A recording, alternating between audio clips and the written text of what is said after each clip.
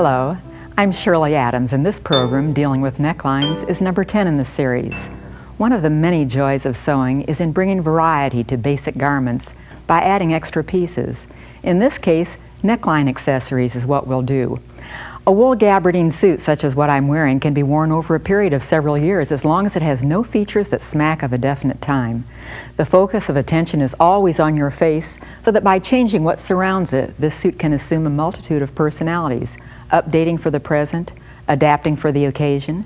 For instance, right now I'm wearing this jewelry. The gold jewelry doesn't actually go with the silver trim on the collar, but I wouldn't wear that jewelry were I wearing strictly the collar. This collar is one that very easily goes on and comes off, and I want to show you how to add such a collar as this to a suit that is collarless. Not only is this kind of a good idea because you can adapt it so many ways, but also what's nice about it is that it's a lot quicker to sew a suit if it doesn't have a collar on it. So this collar, I have the pattern here first of all. And not only is this pattern the suit I'm wearing on this show, last week I wore the same suit which looked completely different because I had modified it. On another show I wore this suit, the same pattern again, but it looks completely different. It has a collar on it. The way I put that collar on this suit is by just adding this tissue that I have here under my collar pattern. You can see it if I put the black under it, but this much. And how I decided this would work is by putting it up against me. Always try everything in the mirror. I just put the pattern up against me and stood in the mirror and thought, yep, that's about the size I want it. So it seemed logical to then just build a collar out of it. Well, since this collar is separate, it just snaps in place and I won't wear it permanently. This is the collar pattern I used.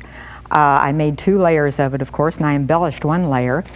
But it was just a matter of putting it down on some fabric, cutting it out. Now I have extra here. Actually, this is about where the suit ends, but this needs to fold under so that it can snap under there. So all I need to do on this is cut off the top here just so that it goes the way the pattern does. And then I'm going to take it over and do a little of that embellishing on it, do that metallic stripe. What I have used on this one is kind of a heavy novelty yarn. This is Candlelight, and it's pretty. I've done a flat lock here on the serger. I'm going to do something a little different here. I'm going to try another metallic, but in a color instead. So on this piece of collar, the fabric, the gabardine that I have, I'm going to do that serging. Now what I did is cheat a little in advance. I made just a slight crease here with an iron, and that crease is going to be where a stripe is. And the reason I made that crease is because if I just fold this and try to do a straight line, it could be that I folded a little off or something. That's why I pressed it in advance. Otherwise it's the same. So I'll take it over here to the serger. It's already set for doing this flat lock by switching the tensions on the various threads. And when I stitch this, I am not going to put it way over. I'm not taking the knife blade out of the way. It really doesn't matter if it's out of the way, as long as you don't lead the fabric into it, because you don't want to cut it off. I only want to do this flat lock over the edge of the fold. And so I want very little of it to catch. So I'll start going here. And I'm just watching that about the same amount goes through the whole time. And I'm guiding this through so that it's really just a small amount, perhaps 1/8 of an inch. And then after I get through with this, I would do the whole stripe, of course, but just to hurry things along, I won't. Here's what it looks like then when you're finished. It goes off the edge of the fold, and to make it look the same as the collar I was wearing, you simply pull it open like this, and it all flattens up, thus the name flat lock. It locks in place, and it just gives a little bit of a different look. Here it's a pretty color, so you can do this with ribbons, with all sorts of things, anything that goes through your serger. Anytime you do it with heavier cords or braids or threads, it's always a good idea to use the upper looper as the one that carries this novelty thread. It does it the most easily. So one thing that you can do to change that look on the suit. Something else I like to do is at times work with a little table linen. Have you noticed how many neckline treatments do look like table linens? They look like napkins. They might look like placemats. Here's one that is a napkin. Now this is only when you really need a good head start. This is permanently on this blouse, but it was originally a napkin. In fact, here's the leftover that I didn't use, the shoulder slant and the neck hole. You can do this very same thing though if you have a little bit of time. It doesn't take all that much perhaps, but it's a lot of fun to do this. You can do this very same thing, this little satin stitch over a cord in order to do this cut work on your machine. So let's try a little bit of that and see how it works out. Now anytime you want to do anything decorative of this sort, it's really a very good idea if you put some stabilizer behind it, as I keep telling you, with decorative stitches or doing anything of the sort, put stabilizer behind it and then later you can rip that off. So I'm going to just do a little bit of that stitching, and here's some pearl cotton that I'm using, and that's what I'm going to stitch over. And what this is going to do is give a little depth of field. It'll give some textural interest there. And you can use this to come around and stitch in a curve or whatever you like, as long as you're using some sort of a foot that will keep the cord in place so that you can stitch over it and so that you don't go off center. Now what I actually did on that collar that I showed you on the blouse is first of all put this placemat down on the blouse and trace around this with a marking pen. I just traced that scallop, so then it was very easy to follow for the edges that I have every place else. Those edges, by the way, don't try to do on the edge of the fabric. Instead, do it somewhere in the interior or with a little bit, a ½ inch or more left on. Then you tear off the stabilizer, the tear away, and after you have that torn off, then you can cut very close to that stitching, and it looks very much like that's done commercially. So I just cheated on that. I just got a little, I'll just clip here and cut it. I just got a little head start because I was in a hurry when I needed that collar, and I didn't want to do all the cut work on the linen piece, on the piece of napkin that I used. Also going with the table linens, there's no reason why you can't do some things with a placemat. So with my placemat size over here, I'm going to show you how far a placemat will carry you. This other collar that I have here, which also connects to the suit, it goes around the back of the neck and comes around the front. This one has the points of the collar in different places than the last one did. I don't have this folded under, but it would fold under so that it snaps inside the suit. Let me show you how much of a placemat that was. If I put this edge down here, this also has a little dicky that will tuck inside my suit and that will snap in place underneath here. So with this dicky, that was the center part of the placemat. So I'm going to put it down here. And here was the other side of the placemat that went over here. So when I cut this out and made it, I didn't waste a thing. I used every speck of that placemat, nothing left over. Now this is a little Battenberg lace, which also is fun to make, but this is only when you're in a hurry and don't really have time to do the whole project from scratch. You get a head start this way. What I bound the edges with after I cut is, there are a couple of things you might use. This is fold over lace, and it comes in the departments, the notions departments, where they sell bias tape and so on. But this is just some fold over lace that folds over that edge, and you simply do one stitching line to encase it. You can do the same thing with Seams Grate or Seam Saver so that you finish up the edge very quickly in some way. So another very quick collar and dicky besides. If I didn't want my black blouse on, I put the dicky in there because this suit is cut down too low to wear without a blouse or to wear without something in it. Another collar, this one just linen, but making this one, I put those two collar pieces together that I had done in the black collar, and this one goes around and makes a more tailored look if I wear this on the suit. But it goes around on both sides and it has nice little pointed collars there. By the way, when you're stitching with this, you know what happens when you have a really pointed collar like this. You can stitch up to that point and then you turn and it goes down in the hole, down in the throat plate. You're up a creek, you can't get it out. If you will always just keep a needle threaded at your machine and put it through, no knots, but I can then guide this as I stitch toward it, and after I turn I can pull this away from it and that point no longer gets caught in the hole. So you might try some of that next time you're making that sort of a pointed collar. There are some commercial ruffles that you can buy in the notions department. If I wanted this to have a little bit of a feminine look, I could very nicely snap this ruffle inside my suit jacket and do this to it. I could get that same ruffle, just buying it by the yard. I did nothing to it whatsoever. This was the lazy person's way. I could also snap that around the neck and do a ruffle all the way around there. So you're giving it a completely different look. Here's some more that I bought, but this can be easily done with fish line and a hemming stitch and just go over that edge. But this also would tuck inside the jacket so that nothing shows but the ruffle. It makes a nice dinner suit that way. It gives a soft feminine look and kind of a nice way to wear it. So look through the notions departments and see what they have to offer you. If I did not have the blouse on, here's another little dickie made out of the very same fabric. And what I did to make this dickie was simply put a piece of paper inside the suit after I had it on. And with that paper against my body and under the suit, I just drew where the V-neck was on the suit. And then when I cut this little dickie out, I simply cut it about 1.5 inches bigger. It has snaps on, so it snaps right inside the suit. And I can wear that when I need a little something extra. Lace of all sorts, very inexpensive lace you can find in the stores. You can also find it for a good price. But even something like this would make a good snap-in dickie if I'd have this inside the jacket and just a little lace would show, a little perhaps metallic lace or some other laces, colored, red, white, whatever. Here's a very small scrap of eyelet that I had. Same thing, put a snap on each side, put it inside the suit jacket, tuck the long tail here into your skirt so it won't move around, and it works out just fine. Who's to know but what you don't have a dickie on instead of a blouse.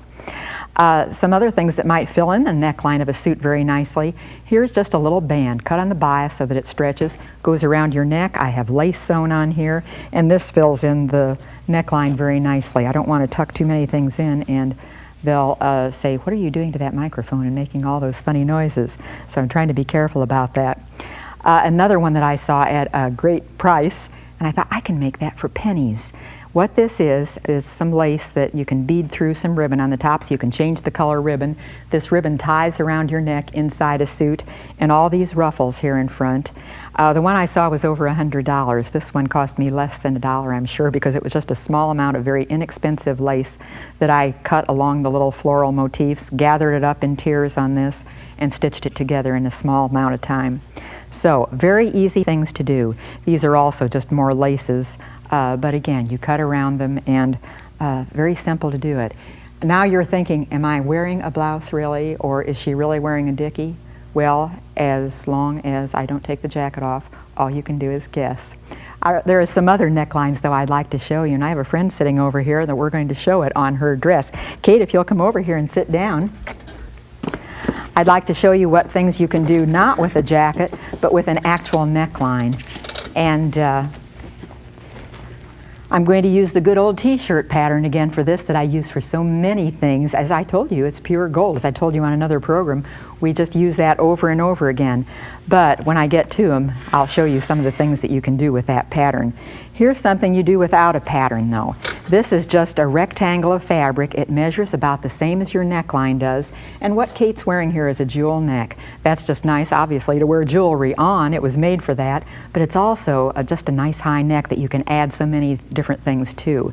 So this one is just a rectangle, bias cut so that it stretches nicely.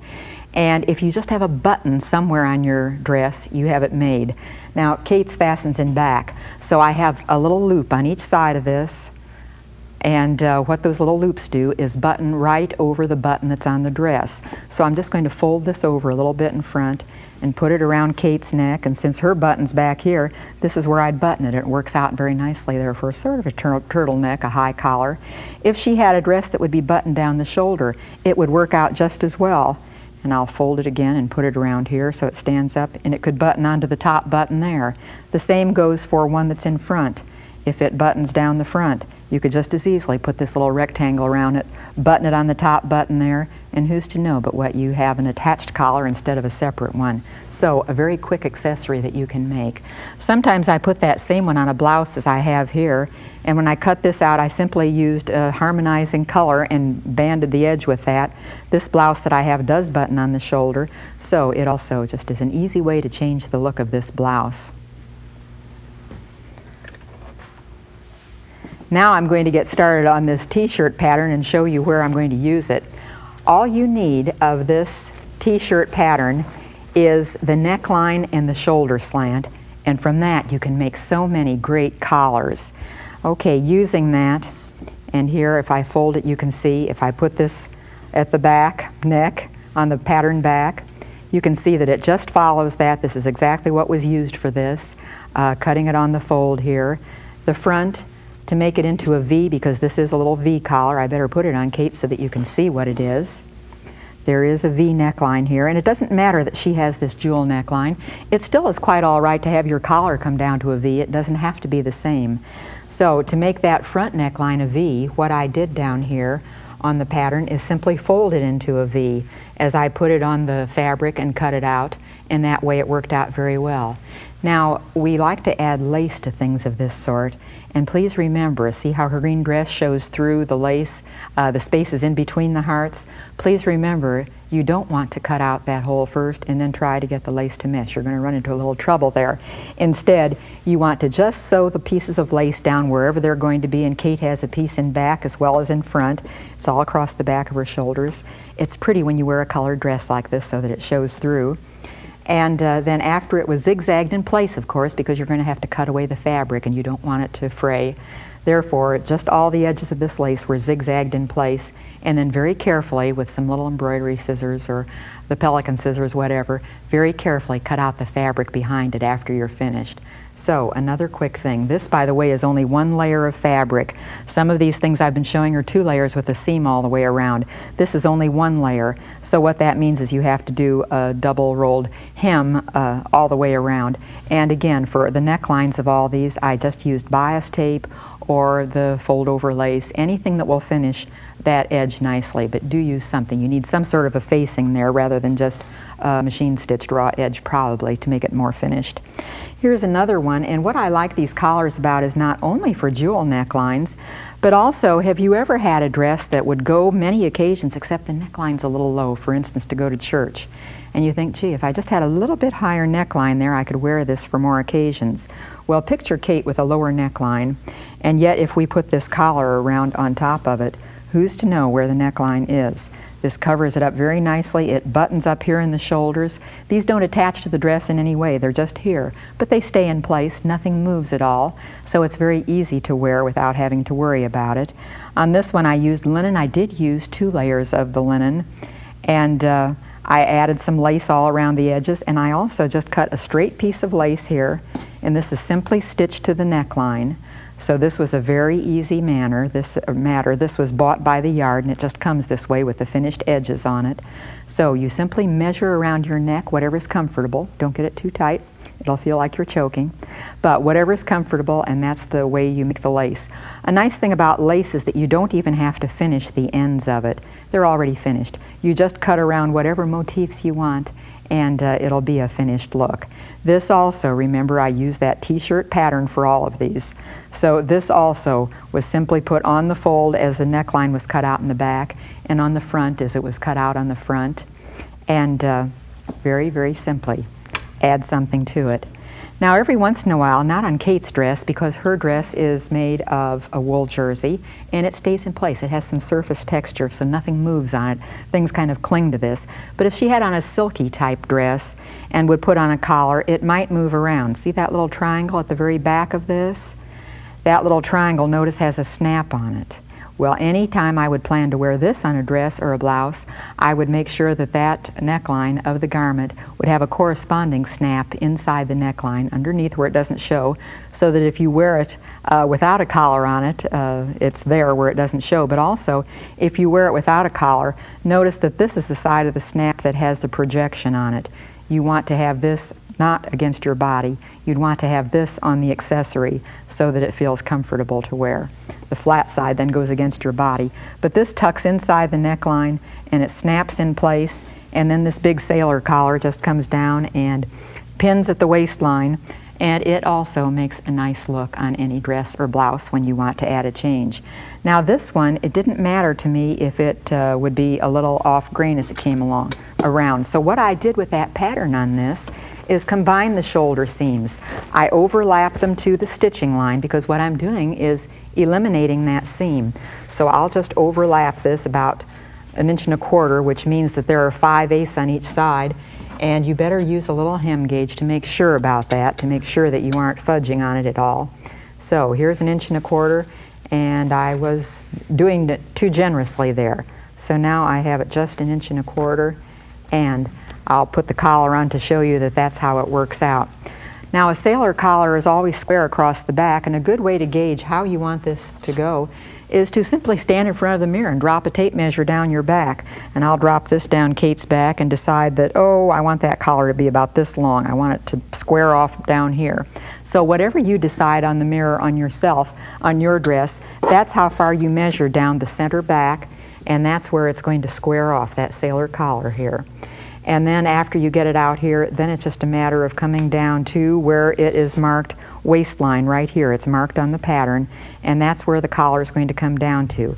But then also, every time you have a sailor collar, there is going to be a V-neck. So I'll just put a pin here and V this and show you how the collar does indeed just fit in place on this.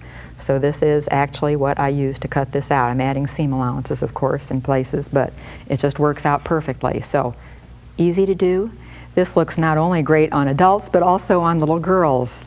They like sailor collars too. This is a little soutache braid sewn on top, and to get that very straight and to make sure that your machine stitching stays right in the middle of it, look through your assortment of presser feet to make sure that you have one that'll hold this in place so that you won't have to work hard at it.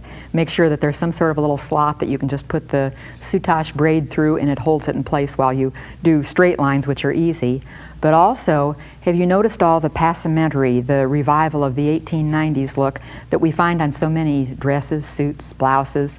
That passementerie you also do with this soutache braid, but make sure you have a foot that will guide it so that it'll go around in curves if you want it to do that without having any problems on it. Now, if we wanted Kate to go out in the evening, we might do it in a different color than purple on her green dress. We might do it in green instead. But here's a bow I saw on a dress, and I thought, isn't that a super look? I actually saw this on a black dress, and the bow was also the same black silk, and it had this metallic stitching on it, and it had some pretty beads on it. As I got closer to look at that, I discovered that it was nothing but, Kate, could you give me a little assistance by putting a hand up there, and I'll keep a hand on this one. Do you have another hand you could put up here? Okay.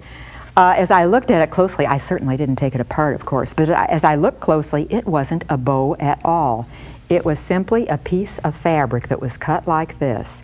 That's a rectangle, and as I looked at that in the store, I thought, well, it's a little bit less than a foot long, and it's probably a little bit more than 6 inches wide. But I thought, as soon as I get home, I'm going to see if I can do that. So this is 2 layers of fabric. I put a seam all the way around the edge, and instead of a complete rectangle, I kind of rounded the corners, and I put a little blip right here in the middle on each side. So that little blip just makes it look a little bit more like a tied bow. And then after I had it turned right side out, I did some metallic stitching there, just sort of random lines that are straight stitched on the machine using metallic thread. And then what has been done is a little buckle has been used. There was originally a prong on this one, and I took the prong off, but with this buckle it would be a matter of scrunching up this bow and putting it in and out of the buckle, and you end up looking with one just like what Kate is wearing.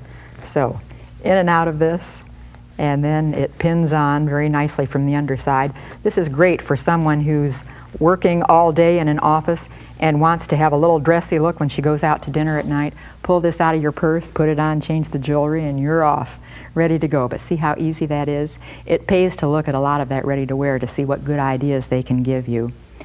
Here are some more table linens. Again, head start when I'm in a hurry, when I must get this done quickly. This was a placemat that I'm going to put on Kate now. And this hasn't even been washed, so it's very crisp and starchy. It would soften up considerably once it's washed. But isn't that kind of pretty cut work? It looks nice. And here's all that's left, just this little bit. And where I got this little bit was, of course, as I put the t-shirt pattern on the placemat to cut it out, here is the neckline that I cut out here. Here's the triangle for the shoulder. And so just a very simple thing that you can do without any effort at all. Now, your machine will do all this if you have a little bit of time. I showed you how to do this cut work. But if you need to really hurry up, then it's kind of nice to get a head start by doing some of these things that you can find. Another table nap, or placemat is what this is. How do you feel about wearing table linen, Kate? They're beautiful, absolutely gorgeous. Well, here's another one, and this one is a lace placemat, but it was done the same way. On this one, get it around here. This one I just cut the very same way. The scraps that I have left over, and it snaps in place, and of course on her wool jersey dress with the texture, it'll stay in place, nothing will move. But after I had that cut out, here's the little bit of lace that I had left over. Very small amount, the same as on the other one. Just that little round place for the neckline and the little triangles for the shoulder slant. So, thank you for loaning us your neck, Kate. Oh, well, thank you so much for letting me join you. They're beautiful, Cheryl. So, fun to do. Do the same thing on children's clothes. You can do this on anything because children also like to have a little change now and then. Well, you can see that by changing a basic, the look is really a snap. So try your talent at adding some of these accessories to your collection. Embellishing by permanently affixing some decor is fun, also on sweats or sweaters or whatever garments seem receptive to the idea. Join us next time for some innovative Adams appliques.